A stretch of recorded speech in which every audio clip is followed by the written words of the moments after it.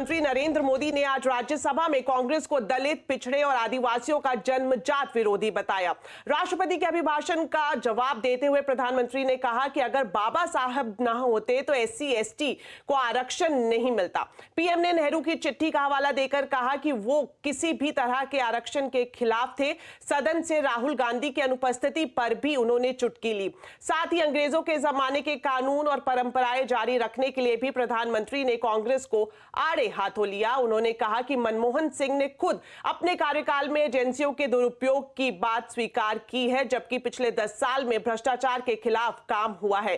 प्रधानमंत्री ने कहा कि पिछड़ों, दलितों और आदिवासियों के लिए उनकी सरकार ने अभूतपूर्व काम किया है। उन्होंने कहा मोदी 3.0 विकसित भारत की गारंटी है। मोदी 3.0 विकसित भारत की नींव को मजबूत करने के लिए पूरी शक्ति लगा देंगे। आदरणीय सभापति जी, अगले 5 साल में भारत में डॉक्टरी की संख्या पहले की तुलना में अनेक गुना बढ़ेगी। मेडिकल कॉलेजों की संख्या बढ़ेगी। इस देश में इलाज बहुत सस्ता और सुलभ हो जाएगा। आदरणीय सभापति जी, अगले 5 साल में हर गरीब के घर में नल से जल का कनेक्शन होगा। आदरणीय सभापति जी, आने वाले 5 साल में उन गरीब को PM आवास जो देने हैं, एक भी वंचित नहीं रहे, इसका पक्का ख्याल रखा जाएगा। अगले 5 साल सोलर पावर से बिजली बिल जीरो। बिजली बिल जीरो। देश के कितने नागरिकों, करोड़ों नागरिकों को बिजली बिल जीरो। और ठीक अगर आयोजन करेंगे तो अपने घर पर बिजली बना करके बेच करके कमाई कर पाएंगे। ये अगले 5 साल का कार्यक्रम है। आदरणीय सभापति जी, अगले 5 साल देश में पाइप से गैस के कनेक्शन पूरे देश में नेटवर्क बनाने का भरपूर प्रयास किया जाएगा। सभापति जी, आने वाले 5 साल हमारी युवा शक्ति का दम पूरी दुनिया देखेगी। आप देखना आदरणीय सभापति जी, हमारे युवा स्टार्टअप्स, युवाओं के यूनिकॉर्न, इसकी संख्या लाखों में होने वाली है। और इतना ही नहीं, Tier 2, Tier 3 सिटी नए स्टार्टअप से उसकी एक नई पहचान के साथ उभरने वाला है। ये मैं 5 साल का चित्र मेरे सामने देख रहा हूं। आदरणीय सभापति जी, रिसर्च फंडिंग, उसकी वृद्धि का प्रभाव आप देखना। पिछले 7 दशक में जितने पेटेंट नहीं हुए हैं, उतने रिकॉर्ड पेटेंट फाइल होने का दिन आने वाले 5 साल में मैं देख रहा हूं कि देश जिनकी वारंटी खत्म हो गई है, उनकी बातें सुन नहीं सकता है। जिसकी गारंटी की ताकत देखी है, उसके विचारों के भी विश्वास करते हुए आगे बढ़ेगा। BSNL, MTNL को बर्बाद करने वाले कौन थे? वो कौन सा कालखंड था जब BSNL, MTNL बर्बाद हो चुके? जरा याद कीजिए, HAL, उसकी दुर्दशा क्या करके रखी थी, बर्बादी। आदरणीय सभापति जी, एयर इंडिया को किसने तबाह कर दिया? किसने बर्बाद कर दिया? ये हालत कौन लाया था? आज जिस BSNL को आपने तबाह करके छोड़ा था ना, वो BSNL आज made in India 4G, 5G,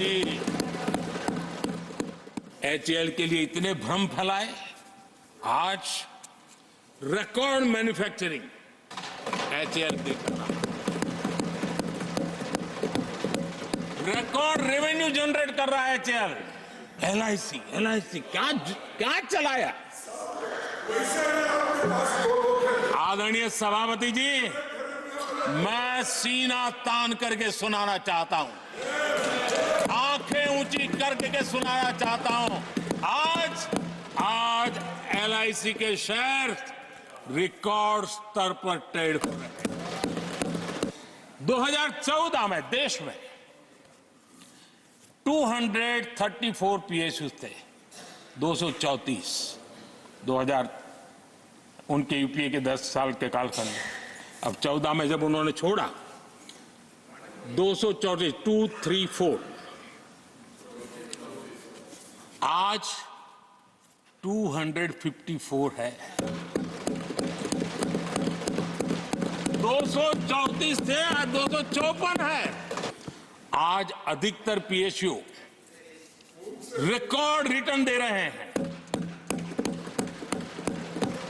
और इन्वेस्टर्स का भरोसा पीएसयूज की तरफ बढ़ रहा है। जो छोटा सा भी शेयर बाजार जानते हैं, इनको समझ आता है। नहीं समझता है तो किसी को पूछो। हमारे 10 वर्ष में पीएसयू की नेट वर्थ 9.5 लाख करोड़ से बढ़कर के 17 लाख करोड़ हो गई है।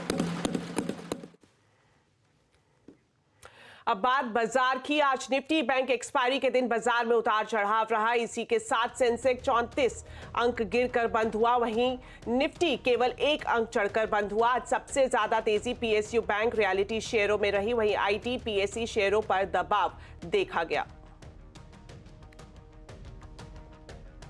मार्केट एक्सपर्ट मेहरबून ईरानी ने कहा है कि बाजार में निवेशकों को energy, mining, hydrogen, transformer, textile और फिशरी स्पेस में निवेश करना चाहिए। इन थीम में अच्छा मुनाफा बन सकता है। मार्केट में क्या करना चाहिए? I think go by the themes which are the favourites of this government. जैसा मैं कहूँगा, एनर्जी एंड माइनिंग। डिस्क्लोजर, मेरे personal 40% of my portfolio money is in energy and mining stocks. Second is something called green energy and hydrogen, जहाँ पे companies like BPCL, IOC, Reliance Industries, Tata power, Adani green, there are whole lot of companies in this particular space जो आखिर में जो theme पे जो concentrate कर रही है government, they will reap benefits. Have they gone up in a hurry? May be yes. Can there be a pull back? Possibly yes. तीसरा थीम है is something like a transformer sector connected to the energy sector. Fourth is fisheries, मुझे पसंद है। Fisheries, shrimp farming की companies है, they like people have ignored them, people are forgetting about them. I think they will come back to the fore. और एक turn around sector में मैं textiles को पसंद करता हूँ। मार्केट अपडेट के बाद अब कुछ और खबरें। इन दिनों भारत के छोटे कारोबारी काफी परेशान हैं। कारण कारोबार में मंदी नहीं बल्कि आयकर विभाग की धारा 1961 सेक्शन 43H(b) है। आखिरकार इस नियम से भारत में छोटे कारोबारियों के हजारों करोड़ के ऑर्डर क्यों कैंसिल हो रहे हैं, वो जानने की कोशिश की हमारे संवाददाता केतन जोशी ने। अहमदाबाद के कपड़ा व्यापारी कांति भाई संघवी को जनवरी और फरवरी में अपने सभी ऑर्डर गंवाने पड़े। कारण इनका कमजोर कपड़ा नहीं बल्कि एक कानूनी धारा है, इनकम टैक्स एक्ट 1961 का सेक्शन 43H(b). इसके मुताबिक भारत में MSME से कोई बड़ी इंडस्ट्री माल खरीदती है तो उसे 45 दिन में पैसे चुकाने होंगे। अगर बड़ी इंडस्ट्री पेमेंट करने से चूक जाती है तो 31 मार्च के बाद वो बकाया रकम उसकी प्रॉफिट में गिन ली जाती है और उसकी टैक्स लायबिलिटी बढ़ जाती है। नतीजा, छोटी इंडस्ट्री को मिलने वाले ऑर्डर घट गए हैं। कांति भाई के जनवरी के सारे ऑर्डर कैंसिल हो गए। ये न तो सिर्फ टेक्सटाइल की बात है और न सिर्फ अहमदाबाद की, भारत में ऐसा हजारों कारोबारियों के साथ हो रहा है। गए साल जनवरी में जो डिमांड थी उसके सामने आज 85% हो गया कि लोग एक बार कोई माल लेना नहीं चाहते जब तक उनको समझ। डेडलाइन में जो जहां से माल गया वो भी बोलते कि हमारा माल या तो आपको GR करेंगे, हमारी समझ में नहीं आ रहा है। क्योंकि MSME का जो कायदा है IT लेवल पे बहुत ही कड़क है, इसलिए लोग समझ कर ये काम करना चाहते हैं। ऐसी कानूनी धारा लाने के पीछे केंद्र सरकार का मकसद ये था कि छोटे कारोबारियों को जल्दी उनका बकाया मिल जाए। अब खुद छोटी कंपनियां कह रही हैं कि कानून तो ठीक है लेकिन इसमें सख्ती थोड़ी कम होनी चाहिए। MSME वाले चाहते हैं कि नियम को अप्रैल के बाद लागू किया जाए और इससे पहले आयकर विभाग MSMEs के साथ राय मशविरा करे और पेमेंट साइकिल को 45 दिन से बढ़ाकर कम से कम 60 या 75 दिन करे। इनकम टैक्स की कलम H जो है उसके अंदर सरकार श्री को सबसे पहले सभी लोगों को ज्ञान देना चाहिए, इसके अंदर चर्चाएं होनी चाहिए और उसके अंदर जो सुधार करना है वो सुधार करें। तब तक के लिए इसको होल्ड पे रखें। ये 1 अप्रैल के बाद भी अगर लागू करना है तो भी आप कर सकते हो। भारत में ज्यादातर कारोबार में 60 से लेकर 180 दिन के बाद पेमेंट होता है। ऐसे में व्यापारियों में 45 दिन में पेमेंट करने की शर्त को लेकर तरह तरह की चर्चा भी है। नया नियम MSME के लिए फायदेमंद ही है, लेकिन हाल फिलहाल कारोबारियों को इसकी विस्तार से समझ देना आवश्यक है और अगर ऐसा हो जाता है तो छोटे उद्योगपतियों को आर्थिक रूप से जो समस्याएं है वो काफी हद तक दूर हो सकती है। केतन जोशी, अहमदाबाद। फिलहाल वक्त है एक छोटे से ब्रेक का। ब्रेक के बाद भी खबरें जारी है, जल्द लौटते हैं वापस। स्वागत है और अब खबर उत्तराखंड से, जहां यूसीसी यानी यूनिफॉर्म सिविल कोड के लिए कदम बढ़ा दिया गया है। प्रदेश के मुख्यमंत्री पुष्कर धामी ने मंगलवार को ये बिल राज्य विधानसभा में पेश किया। तो ये बिल क्या बदलाव लेकर आएगा, इस पर बात करने के लिए हमारे साथ हैं हमारे सहयोगी विपिन भट्ट। तो विपिन जी बताएं, क्या कहता है उत्तराखंड का यूसीसी बिल? जी, ये बिल जब कानून बन जाएगा तो कई बड़े बदलाव अपने साथ लेकर आएगा। संक्षिप्त में ही सही, लेकिन इनकी बात करते हैं एक एक करके कि क्या, पहले तो बता देते हैं कि क्या क्या प्रस्ताव इस बिल में दिए गए हैं। तो देखिए, कई बड़े बदलाव होंगे, जैसे शादी का रजिस्ट्रेशन जरूरी हो जाएगा। आप किसी भी तरह की शादी अगर उत्तराखंड में है तो वो रजिस्ट्रेशन जरूरी है। बहु विवाह पर एक से ज्यादा शादी आप नहीं कर पाएंगे, इस पे रोक लग जाएगी। इसके अलावा हलाला, इद्दत जैसी चीजों पे भी अब पूरी तरीके से रोक होगी। आगे बढ़े और कुछ और चीजें देखें तो लिव इन रिलेशनशिप पे काफी कुछ कहा गया है। इसके लिए काफी सख्त नियम बनाए गए हैं, जो हम आगे आपको बताएंगे। लड़कियों को संपत्ति में बराबर का अधिकार होगा, ये भी एक बहुत इंपॉर्टेंट पॉइंट है। इसके अलावा क्या बच्चे, यहां पर जो बच्चा गोद लेने की प्रक्रिया है उसको आसान बनाया जाएगा, उसके लिए और प्रावधान यहां पर किए जा रहे हैं। और बातों में मुस्लिम महिलाओं को भी बच्चा गोद लेने का अधिकार अब होगा, जो पहले नहीं हुआ करता था। इन तमाम बातों के बीच पति की मौत के बाद अगर दोबारा शादी करती है पत्नी, तो पति के जो माता पिता हैं वो भी मुआवजे के हकदार होंगे, ये भी ये बिल कहता है। साथ ही साथ पत्नी की मौत पर उसके माता पिता की जिम्मेदारी पति पर होगी। ये इधर वे है, चाहे पत्नी की मौत हो चाहे पति की मौत हो, लेकिन स्पाउस को उसके माता पिता को संभालना होगा। पति पत्नी में विवाद तो बच्चों की कस्टडी दादा दादी को दी जा सकती है।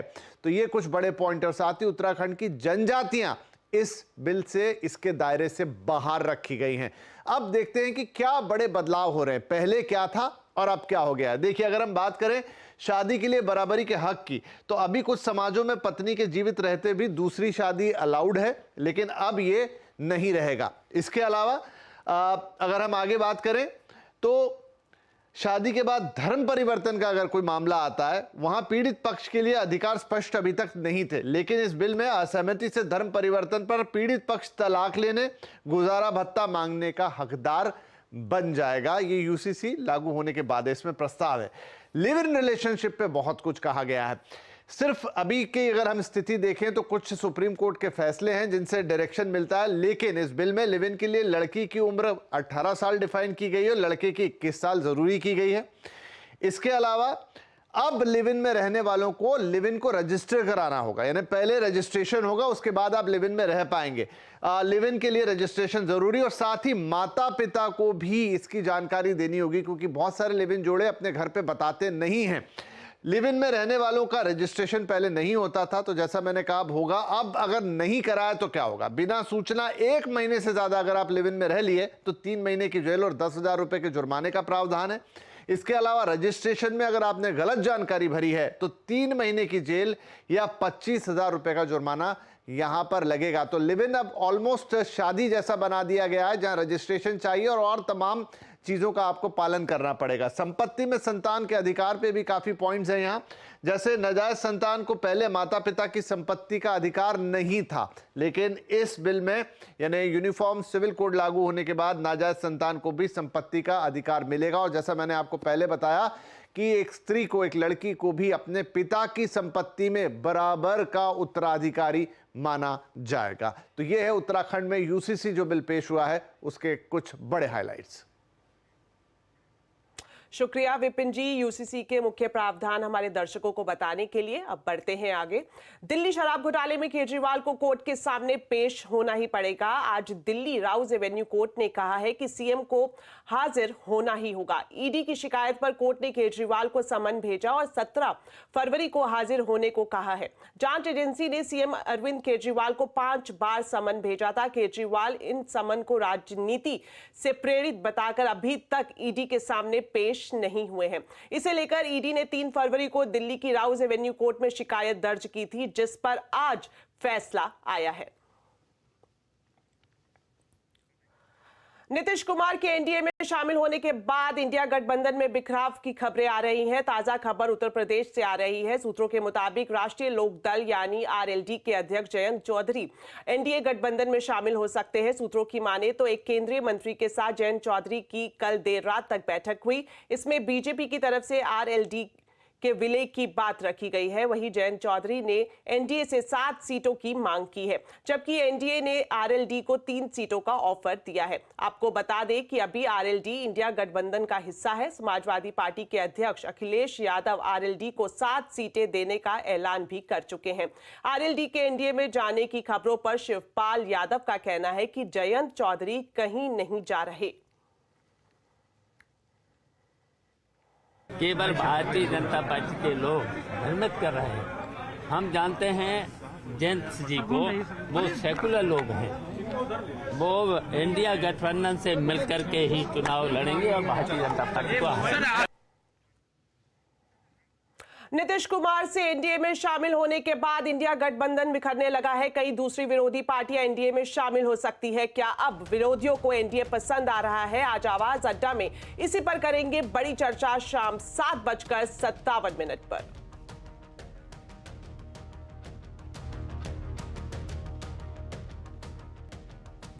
क्या आप जानते हैं कि भारत में 70% से ज्यादा कैंसर के मामले जब सामने आते हैं जब इलाज की गुंजाइश काफी कम रह जाती है। रिपोर्ट की माने तो हर 9 में से 1 भारतीय कैंसर की जद में है, और अगर वक्त रहते हम नहीं जागे तो ये और ज्यादा लोगों को अपनी जद में ले सकता है। कैंसर से बचना है तो नियमित जांच ही सबसे कारगर उपाय है। तो आइए हम सब मिलकर भारत को कैंसर से सुरक्षित करें। अपनी और अपने परिवार की नियमित जांच कराएं, क्योंकि शुरुआत में ही कैंसर की पहचान बचा सकती है आपकी जान। संजीवनी में कैंसर के खिलाफ हमारी खास पहल से जुड़े याद रखें, स्क्रीन करें। तो आज शाम 5:57 पर देखना मत भूलिए सर्वाइकल कैंसर पर हमारा खास कार्यक्रम जांच से बचेगी जान, जहां एक्सपर्ट आपको बताएंगे बचाव और सुरक्षा के उपाय।